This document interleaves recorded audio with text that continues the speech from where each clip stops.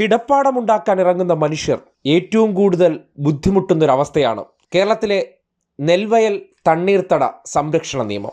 പലരും ഭൂമി തരം മാറ്റാൻ വേണ്ടി കളക്ട്രേറ്റുകളിലും വില്ലേജുകളിലും നടന്ന് ചെരുപ്പ് തേഞ്ഞവരാണ്, അല്ലെങ്കിൽ ഒരുപാട് കഷ്ടപ്പെട്ട് മടുത്തവരാണ്. ഉള്ള ചെറിയൊരു ഭൂമിയിൽ അത് മുൻപ് കൃഷിയിടമായിരുന്നു എന്ന ഒറ്റ കാരണത്താൽ ഒരു കൂര വച്ച് കിടക്കാൻ പറ്റാത്ത പ്രതിസന്ധി നേരിടുന്ന നിരവധി മനുഷ്യർ.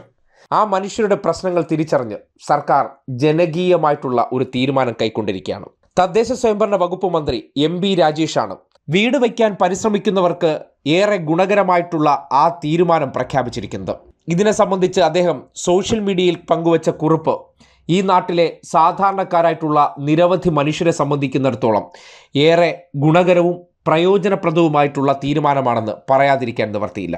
കാര്യം ആ രീതിയിലാണ് ഭൂമിയുടെ തരം മാറ്റലുമായി ബന്ധപ്പെട്ട് ജനങ്ങൾ ബുദ്ധിമുട്ട് അനുഭവിച്ചു വരുന്നത്. അത് തിരിച്ചറിഞ്ഞുകൊണ്ടെടുത്ത ആ തീരുമാനം അതിന് കൈയടിക്കാതെ തരമില്ല. തീരുമാനത്തെക്കുറിച്ച് മന്ത്രി സോഷ്യൽ മീഡിയയിൽ കുറിച്ചത് ഇങ്ങനെയാണ്. കേരള നെൽവയൽ തണ്ണീർത്തട സംരക്ഷണ ആക്ട് പ്രകാരം വിജ്ഞാപനം ചെയ്യപ്പെടാത്തതും പരമാവധി 4.04 ആർ വിസ്തൃതിയുള്ളതുമായ ഭൂമിയിൽ 120 ചതുരശ്ര മീറ്റർ വരെ വിസ്തീർണമുള്ള വീടുകൾക്ക് വേണ്ടിയുള്ള മുഴുവൻ പെർമിറ്റ് അപേക്ഷകളും തദ്ദേശ സ്വയംഭരണ സ്ഥാപനങ്ങൾ ഫെബ്രുവരി 28 മുൻപേ തീർപ്പാക്കും. അപേക്ഷകൾ തീർപ്പാക്കി ഈ മാസം തന്നെ അപേക്ഷകനെ അറിയിക്കണമെന്ന നിർദ്ദേശം നൽകിയ വിവരം സന്തോഷപൂർവ്വം നിങ്ങളെ അറിയിക്കട്ടെ. ഇത്തരം നിർമ്മാണത്തിന് തദ്ദേശ സ്വയംഭരണ സ്ഥാപനത്തിൽ നിന്ന് പെർമിറ്റ് അപേക്ഷിക്കുമ്പോൾ തരം മാറ്റ അനുമതി ആവശ്യപ്പെടാൻ പാടില്ല. ഈ ഒഴിവാക്കൽ ഒരിക്കൽ മാത്രമേ അനുവദിക്കാൻ പാടുള്ളൂ. ഈ ആനുകൂല്യം കേരള നെൽവയൽ നീർത്തട സംരക്ഷണ ആക്ട് പ്രകാരം വിജ്ഞാപനം ചെയ്യപ്പെടാത്ത 2.02 ആർ വിസ്തൃതിയിലുള്ള ഭൂമിയിൽ നിർമ്മിക്കുന്ന 40 ചതുരശ്ര മീറ്റർ വരെ വിസ്തീർണമുള്ള വാണിജ്യ കെട്ടിടങ്ങൾക്കും ബാധകമാണ്. സെൽഫ് സർട്ടിഫിക്കേഷനോടുകൂടി അർഹതയുള്ള ലോ റിസ്ക് കെട്ടിടമായതിനാൽ കാലതാമസമില്ലാതെ അപേക്ഷകൾ തീർപ്പാക്കുന്നുവെന്നും സ്ഥലപരിശോധന മുതലായവ ആവശ്യമുള്ള അപേക്ഷകളിൽ സമയബന്ധിതമായി നിർവഹിക്കുന്നുവെന്നും ഉദ്യോഗസ്ഥർ ഉറപ്പാക്കാനും നിർദ്ദേശം നൽകിയിട്ടുണ്ട്.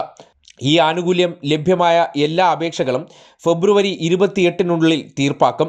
കൂടുതൽ രേഖകൾ, അപേക്ഷകന്റെ സാന്നിധ്യം എന്നിവ ആവശ്യമായി വരുന്ന അപേക്ഷകളിൽ ഫെബ്രുവരി 27, 28 തീയതികളിൽ തദ്ദേശ സ്വയംഭരണ സ്ഥാപനങ്ങൾ അദാലത്തുകൾ സംഘടിപ്പിച്ച് എല്ലാ അപേക്ഷകളും തീർപ്പാക്കും.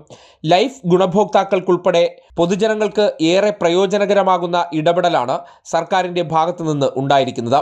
നിയമാനുസൃതമുള്ള നിർമ്മാണങ്ങൾക്ക് തടസ്സം നിൽക്കുന്നത് അനുവദിക്കാനാകില്ല. ഇക്കാര്യത്തിൽ വീഴ്ച വരുത്തുന്ന ഉദ്യോഗസ്ഥർക്കെതിരെ കർശന നടപടി സ്വീകരിക്കും. മുഖ്യമന്ത്രി നിയമസഭയിൽ നൽകിയ ഉറപ്പ് പാലിക്കാൻ എല്ലാ ഉദ്യോഗസ്ഥരും സജീവമായി രംഗത്തിറങ്ങണം.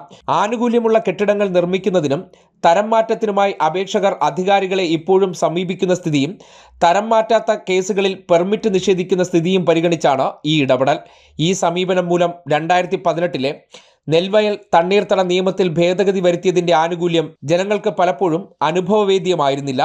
അപേക്ഷകൾ സ്വീകരിക്കാതെയും വസ്തുതകൾ കൃത്യമായി മനസ്സിലാക്കാതെയുമുള്ള ഉദ്യോഗസ്ഥ ഇടപെടൽ മൂലം ലൈഫ് ഗുണഭോക്താക്കൾക്കുൾപ്പെടെ ബുദ്ധിമുട്ട് അനുഭവിക്കുന്നത് സർക്കാരിൻ്റെ ശ്രദ്ധയിൽപ്പെട്ടതിനെ തുടർന്നാണ് നടപടി.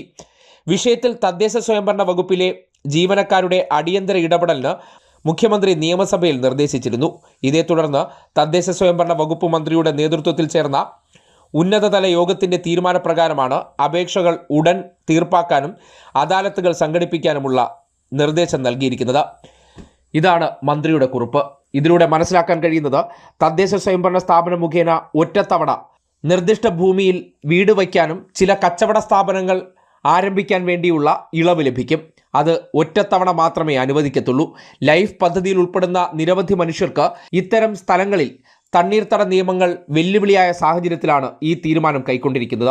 കേരളത്തിലെ ആയിരക്കണക്കിന് മനുഷ്യർക്ക് സഹായകരമാകുന്ന തീരുമാനമാണ് ഈ വരുന്ന ഫെബ്രുവരി 27, 28 തീയതികൾ പൂർത്തീകരിക്കാൻ നിർദ്ദേശം നൽകിയിരിക്കുന്നത്. അതിന് മുന്നോടിയായിട്ട് അപേക്ഷകൾ തീർപ്പാക്കാനും സ്ഥലം സന്ദർശിച്ച് അതിൽ തീരുമാനമെടുക്കാനുമുള്ള നിർദ്ദേശം പുറത്തേക്ക് വരുമ്പോൾ ഇത് ജനങ്ങൾക്ക് ചെയ്തു കൊടുക്കുന്ന വലിയൊരു കാരുണ്യ പ്രവർത്തനമായി തന്നെ വിലയിരുത്തേണ്ടതുണ്ട്. ഈ സർക്കാരിന് സാധാരണ ജനങ്ങളോടുള്ള പ്രതിബദ്ധത എത്രത്തോളമുണ്ട് എന്നും ഈ തീരുമാനം വെളിവാക്കുന്നു.